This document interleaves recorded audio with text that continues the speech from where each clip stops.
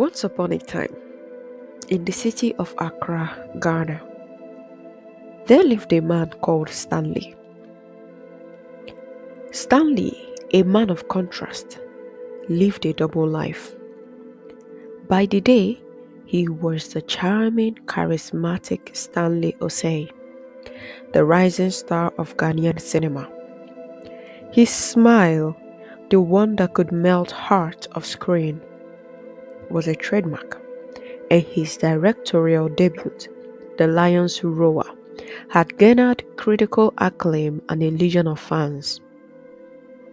By night, however, he transformed into a predator, a ruthless criminal who operated under the moniker The Shadow. Stanley had just recently gotten married to one of Ghana's finest women who thought she had picked a golden lottery in marrying Stanley.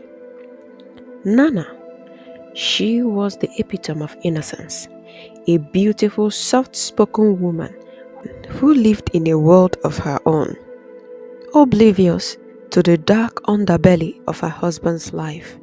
She believed in the man she had married, the man who in her eyes was a blameless and a successful man. Stanley's life was a carefully constructed facade. He had a network of accomplices, each playing a crucial role in his nocturnal escapades. His driver, Kofi, was his trusted lieutenant, a man who knew Stanley's secret and was willing to turn a blind eye for the promise of wealth. His friend, Kwame, a tech wizard, provided the necessary intel and forged documents, ensuring their smooth operations. The shadow of fear hung over Accra, the capital city, as news of Stanley's exploits spread like wildfire.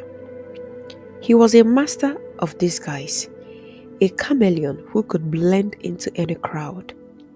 His targets were the wealthy elite, the one who flaunts their wealth, oblivious of the danger lurking in the shadows behind them.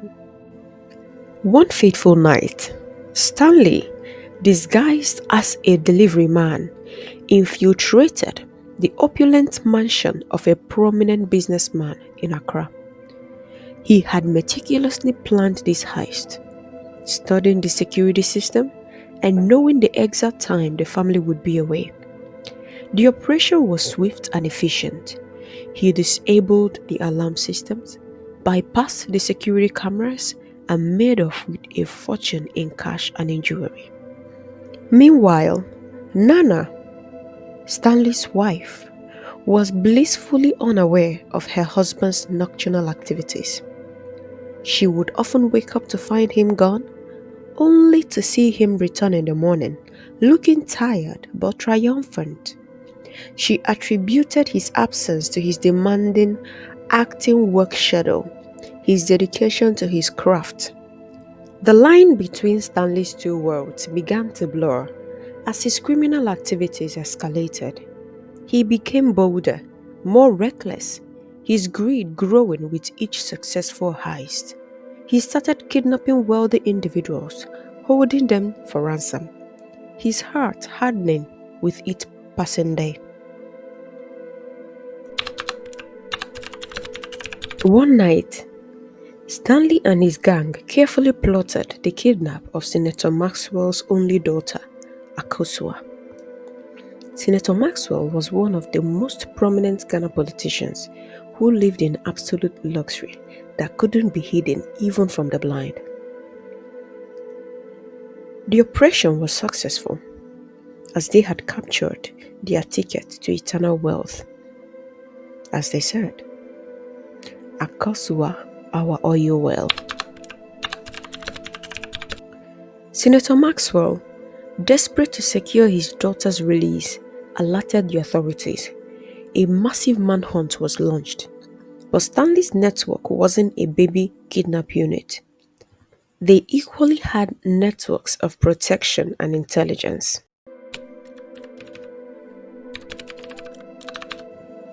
Akosua, a young woman of resilience and intellect, found herself trapped in a desolate warehouse, her freedom stolen by the shadowy figure known as the Shadow, who actually is Stanley Osei. She had been held captive for days, her spirit slowly dwindling with each passing hour. Her captors, masked and ruthless, kept her under constant surveillance, their presence a constant reminder of her powerlessness. But Akosua refused to succumb to despair. She observed her surroundings meticulously, searching for any weakness in her captor's defenses. She noticed a small unlocked window in the corner of the warehouse, a glimmer of hope in the darkness. One night, as her captors were engrossed in a heated game of cards, Akosua saw her chance. She pretended to be asleep, her eyes darting towards the window. When the coast was clear, she slipped out of bed, her heart pounding in her chest. She tiptoed towards the window, her movements careful and silent. She reached the window, her hands trembling as she pushed it open carefully. The cool night air rushed in, invigorating her senses. She hesitated for a moment, the fear of being caught a heavy weight on her shoulders. But the thought of her family, her father's desperate plea, her inconsolable mother, fueled her resolve. She took a deep breath, her eyes fixed on the distant light of the city, and leaped out of the window. She landed on the soft earth, her body aching from the fall. She scrambled on her feet, her heart pounding in her chest. She knew she had to get away, to find help.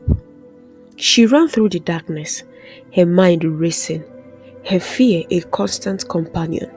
She stumbled through the shadows, her lungs burning, her legs aching, but she refused to stop, her determination fueled by the hope of freedom.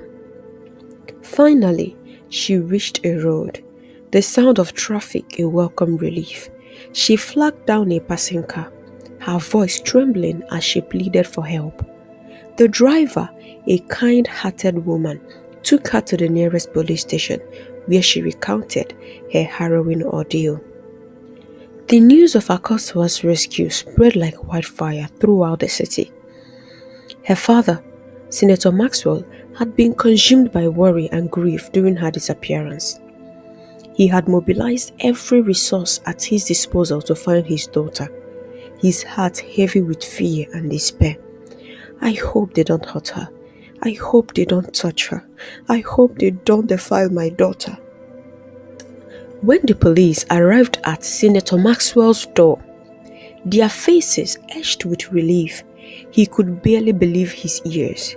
He rushed out to meet them, his eyes searching for his daughter.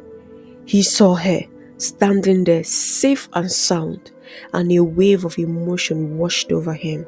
He embraced her tightly, his tears mingling with hers. He couldn't speak, his voice choked with emotions. He simply held her close, his heart overflowing with gratitude and relief.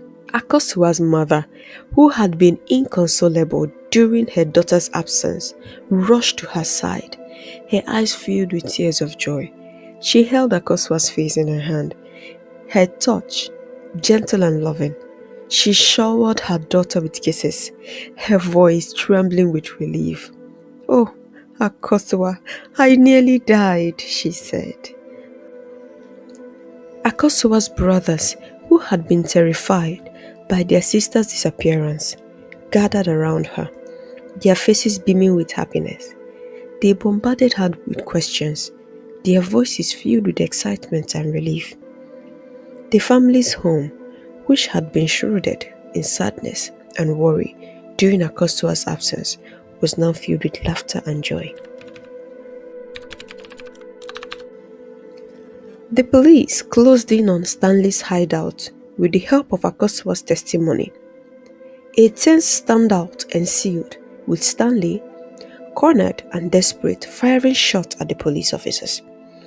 In the echoing chaos, Nana, who had been following Stanley's trail, stumbled upon the hideout.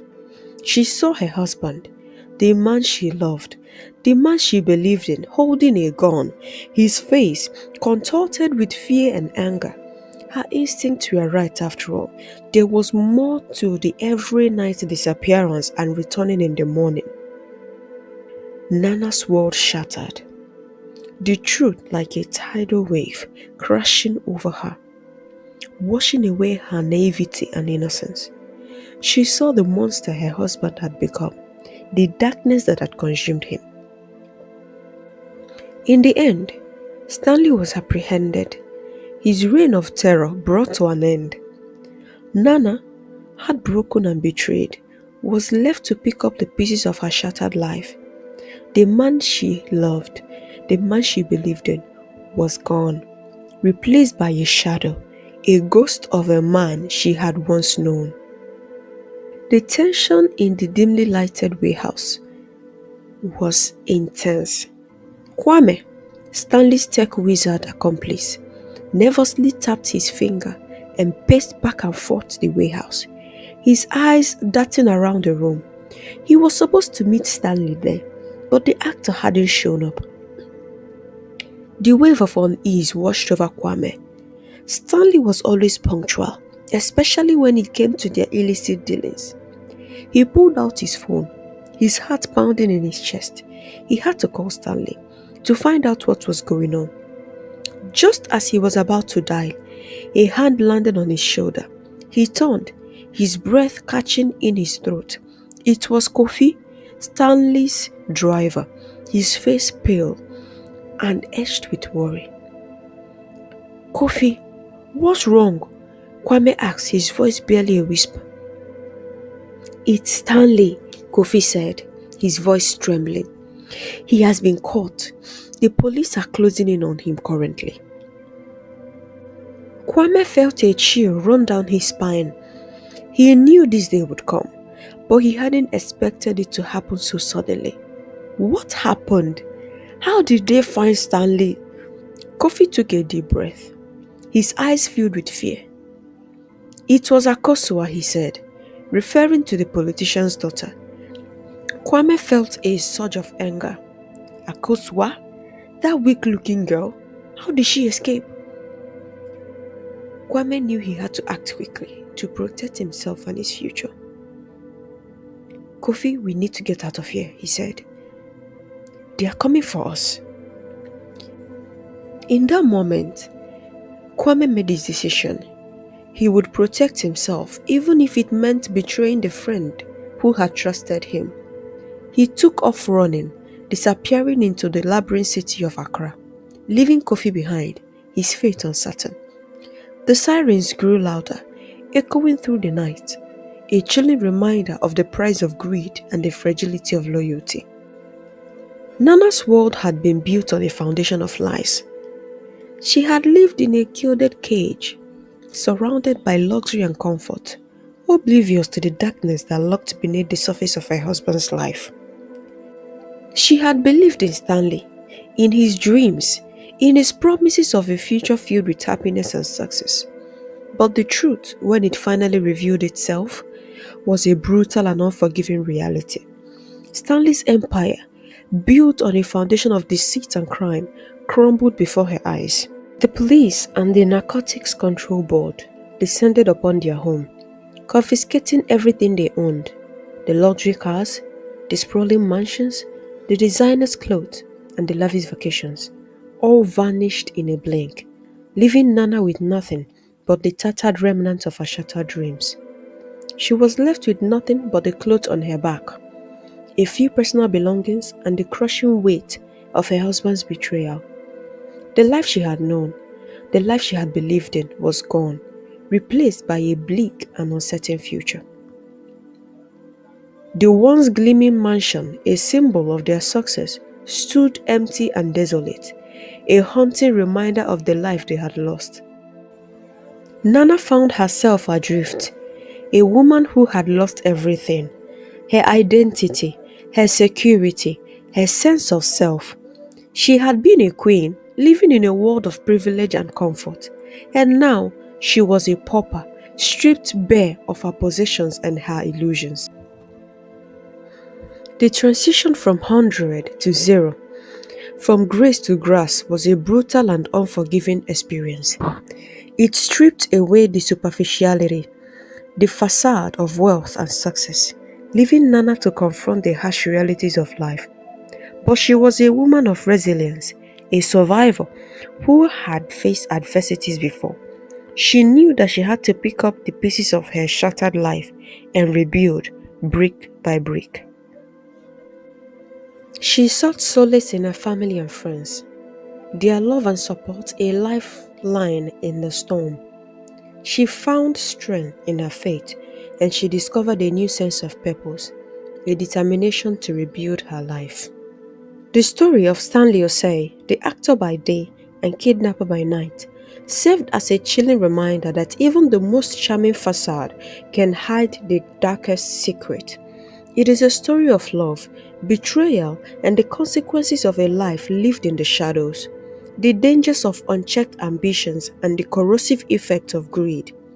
His story was often used in educational programs, highlighting the importance of ethical behaviors, the consequences of criminal activities, and the value of integrity. And one more thing, this is also a reminder for us women to do a background check on the men we fall in love and get married to. Because truly, truly, not all that glitters are gold. Do your due diligence on your love interest. Do not be a victim of these criminal activities. I hope you enjoyed this story. If you did, kindly subscribe and turn on your notification bell. We share real life stories in this channel. We share African folk tales and we share stories that sticks to your memory. Hope to see you next time.